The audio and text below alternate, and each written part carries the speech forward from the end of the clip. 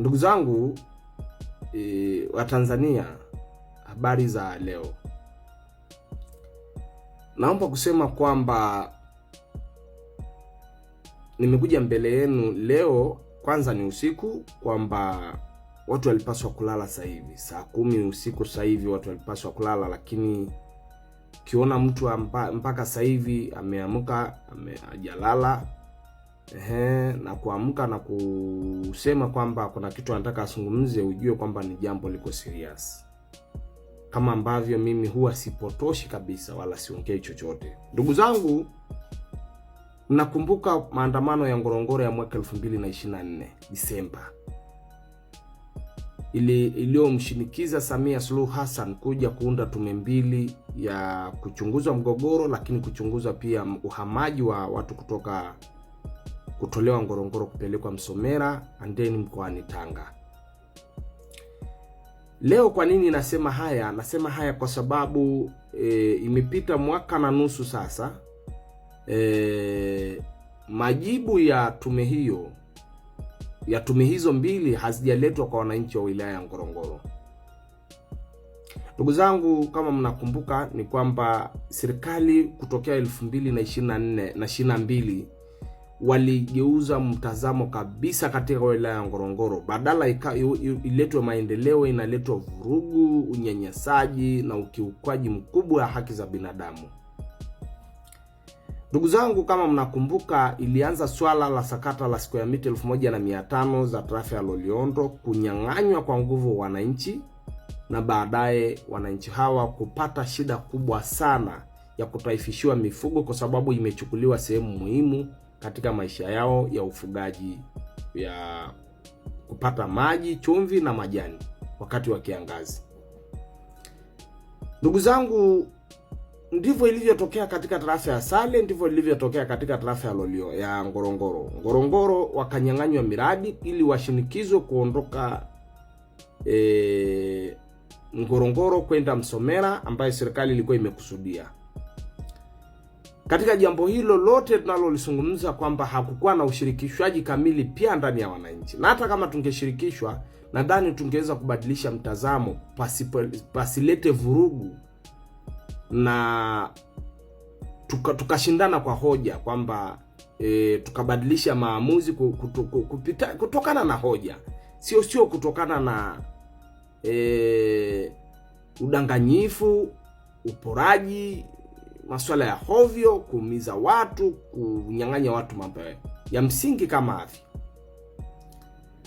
Ndugu zangu, kuna kitu ukiangalia Tanzania, unaweza ukaangalia ukafikiri kwamba sisi watu wengine, kuna watu wengine hawako Tanzania, kuna wengine hawapo Tanzania. Kwa mfano, kuna story nyingi zinazoendelea kwenye mitandao ya kijamii na vyombo vya habari kupitia viongozi wenyewe kwa kusema kwamba tumepiga hatua kuhusu elimu, tumepiga hatua kuhusu ujenzi wa vituo vya afya, kuhusu yani wamesema kuhusu vitu vingi. Lakini ukizungumzia maeneo, na wanajaribu kusema kwamba hakuna sehemu nchi hii ambaye mradi wa afya hauendelei. Hakuna sehemu nchi hii ambayo mradi wa elimu hauendelei. Hii wanasema hivyo makusudi, wakijua kabisa kwamba Ngorongoro ni sehemu ambayo limeshafanywa ni pori ambalo wao wanataka kuliwapa watu wengine na kujifanya kwamba hawaoni watu waliopo mle ndani. Ndugu zangu wa Tanzania, nataka kuzungumza hivi. Bado ndugu Samia Suluhu Hassan ana nafasi ya kuchagua tukumkumbuke kwa mema badala ya kumkumbuka kwa mabaya, mateso, manyanyaso na ukiukwaji wa makusudi wa haki za binadamu ndani ya wilaya ya Ngorongoro. Bado ana nafasi hiyo.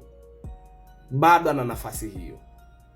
Kumbuka ninavyozungumza leo, nazungumza Ngorongoro. Sizungumzi leo, sijazungumza Tanzania. Nikizungumza Tanzania nafikiri pasingetosha kwa sababu kuna vitu vingi vinavyoendelea. Na mimi leo nazungumza kuhusu hizi tume. Kwa nini nasema hivi? Kwa sababu Rais Samia Suluhu Hassan alipoingia madarakani, aliingia Ngorongoro pakiwa na utulivu, pakiwa na miradi zinazoendelea, lakini baadaye alisitisha na kuhamishia Msomera na kuondoa miradi muhimu ya afya na mengine mengi ambayo angeweza kutupigisha hatua kama wananchi wa Ngorongoro. Leo tunapozungumza bado hakuna majawabu iliyotolewa na ile tume. Utapataje nafasi ndugu Samia Suluhu Hassan ya kuiaminisha Watanzania kuhusu tume nyingine ulioiunda kuhusu maandamano ya Oktoba 29, wakati wananchi wa Ngorongoro walioandamana kutokea 2024 mpaka leo hakuna kitu walichokipata na hakuna majibu rasmi kutoka kwenye tume ulizoziunda wewe, bali ripoti umekumpatia, na baadaye tunaanza kuziona matamko yanayosema kwamba rais anaweza katoa ripoti hadharani au anaweza asitoe, na mnasema ni kwa mujibu wa sheria.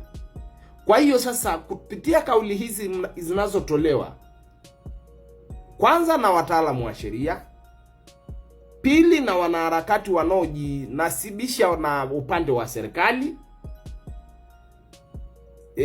wanaojiita wanaharakati huru. Sasa kupitia hizi kauli ninashawishika kusema kwamba wananchi wa Ngorongoro wameporwa na hawapewi ripoti hiyo kama walivyoahidiwa awali na ndugu Samia Suluhu Hassan. Ninashawishika kusema bado tuna safari ndefu ya kutafuta mabadiliko na kutafuta haki yetu, kwa sababu bado dalili ya upande ya serikali kwa maana ya political willing haipo sawa kuhusu wilaya hii ya Ngorongoro, ambayo wananchi wetu kwa kweli wananyanyaswa bila sababu yoyote ya msingi, kwa sababu hawako kinyume na sheria sehemu ya ardhi yao, na wanaishi kwa haki, wanaishi kwa halali kabisa bila kuvamia kama inavyotengenezwa propaganda na watu wa serikali na serikali yenyewe. Ndugu zangu, mnakumbuka kwamba iliendeshwa propaganda nyingi sana kupitia tarafa ya Ngorongoro, ambayo watu walipewa majina mabovu mabaya sana, na wengine kuvalishwa nguo Arusha kwa maana ya nguo ya Kimasai na kuitwa ni watu waliotoka Ngorongoro, na kumbe baadaye haikuwa kweli. Na ndio maana mliona tarehe 18 Agosti watu walitokea barabarani kwa maelfu yao kupinga kilichokuwa kimefanywa na serikali, kufuta vijiji na vitongoji na kuhamisha majina kupeleka Msomera bila ridhaa yao. Kumbukeni kwamba wananchi wamenusuru hii ardhi kwa sababu tayari ilishaondoka. Ilifutwa tayari, ilikuwa imefutwa. Wananchi bila kuandamana kwa maelfu wao na mshikamano wao, tulikuwa tumeshaliwa kichwa. Sasa leo nawaambieni wananchi, kama ambavyo mnajua sijawahi kusema uongo mimi, leo nawaambieni niaminini, msipoamka kuipiga kelele na kuisimamia hiki ninachokisema, kudai hizi tume zitoe ripoti. Tulisema tudai kabla ya uchaguzi, wakagomea sijui nini, wakaendesha propaganda, tukasema okay, anyway, ngoja tusubiri uchaguzi huo upite. Umepita, bado hujatoa ripoti. Wananchi hawajui hatima ya maisha yao. Ndugu zangu, niseme tu kwamba kwanza nitoe wasiwasi tu kwamba hakuna jaribio lolote litakalofanya wananchi wa Ngorongoro waondoke kwenye ardhi yao. Hakuna mikakati yoyote utawatoa tukiwa maiti. Yani the only option ambayo wewe unaweza ukafanya ili utuondoe Ngorongoro ni kutuua, alafu tutoe tukiwa hatuko hai. Lakini haipo namna yoyote ambayo tunaweza ukafanya ukatuondoa tukiwa tunaona hivi na tuko hai.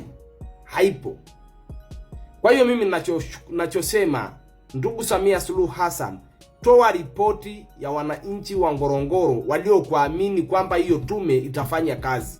Asante sana. Huyo ni Leposa akizungumza hapo. Ameweza kuzungumza mambo mengi ambayo umeweza kuyasikia kwenye hiyo clip ambayo umetoka kuyatazama sasa hivi. Akizungumzia mambo na maridhiano, akisema kwamba kuna wakati ambapo kulikuwa na shida upande fulani hivi ambapo kulitungwa ile tume ya kuleta maridhiano, lakini mpaka sasa hivi hakuna maridhiano ambayo umeweza kuyaona. So ameweza kuzungumza mambo mengi. Kama unavyokumbuka, nchi ya Tanzania kuna wakati iliweza kukumbwa na ghasia ama chafuko baada ya uchaguzi, na iliweza kuleta kifo na uharibifu wa mali na wengi kutekwa nyara, na wengine mpaka sasa hivi wajulikani walipo. Wazazi wengi mpaka sasa hivi hawana makwao. So ni mabiashara mingi pia zikaweza kuharibiwa, ama wafanyabiashara pia wakaweza kupoteza mali zao. So ameweza kuzungumza mambo mengi. Kama unavyokumbuka maridhiano, ambapo serikali inataka maridhiano lakini wananchi wanasema hawataki maridhiano.